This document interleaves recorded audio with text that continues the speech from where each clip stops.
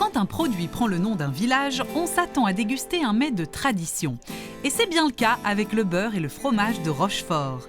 C'est dans cette petite commune de la Famenne qu'ils sont fabriqués à la main grâce à des matières premières de la région. Cela fait 3 générations que la famille Matteau transforme le lait des fermes des environs. Tout a commencé en 1948 avec la beurrerie. Donc mon papa s'est focalisé sur le beurre. Donc, il récoltait la matière première au sein des fermes qu'il réemballait et qu'il distribuait à sa clientèle. Aujourd'hui, le beurre représente toujours plus de 95% du chiffre d'affaires. 20 000 tonnes sont produites chaque année. La moitié pour des marques propres, le reste pour des grandes enseignes de la distribution.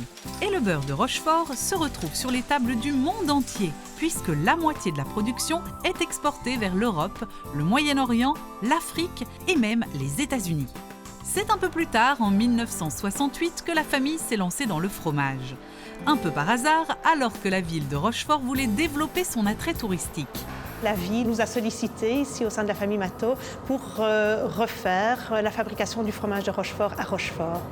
Étant donné que nous avions déjà le beurre de Rochefort, on s'est dit pourquoi pas se lancer dans l'aventure du fromage. Alors au niveau du fromage, nous ne connaissions rien, donc il a fallu se former. Et donc nous avons été entourés de manière bienveillante par l'abbaye qui nous a envoyés en formation à Orval et à Chimay.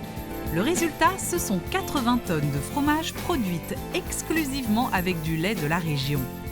Distribué principalement en circuit court et travaillé de manière artisanale par une dizaine d'employés.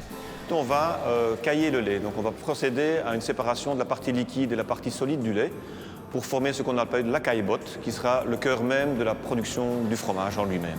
Cette partie-là va ensuite transiter vers un bac de drainage pour ne conserver que la partie solide. Ensuite, ces moules-là vont être pressés et donner la forme finale du fromage. Les fromages vont enfin prendre la direction de la salle d'affinage où ils vont rester au moins 3 semaines. Le temps de développer le goût, la texture, la couleur et l'odeur. On va prendre le fromage dans le cadre du retournement et on va palper le fromage, sentir le fromage pour voir si la croûte est bien développée. À ce moment-là, on va pouvoir estimer que le fromage est prêt à être commercialisé et on va pouvoir le sortir de cave et le mettre en frigo. Plusieurs types de fromages sont fabriqués ici. Fromage tradition, d'abbaye, aux algues. Et une des grandes fiertés, c'est évidemment celui affiné à la bière trappiste de Rochefort. D'autres recettes sont envisagées. On peut décider nous-mêmes de nos orientations commerciales, de développement, d'agrandissement. Et puis, c'est un produit qu'on veut garder 100% belge et familial. Et pour cela, la famille peut compter sur la 3e génération qui est déjà au travail. Benjamin a quitté son poste dans une multinationale pour s'investir pleinement dans l'entreprise.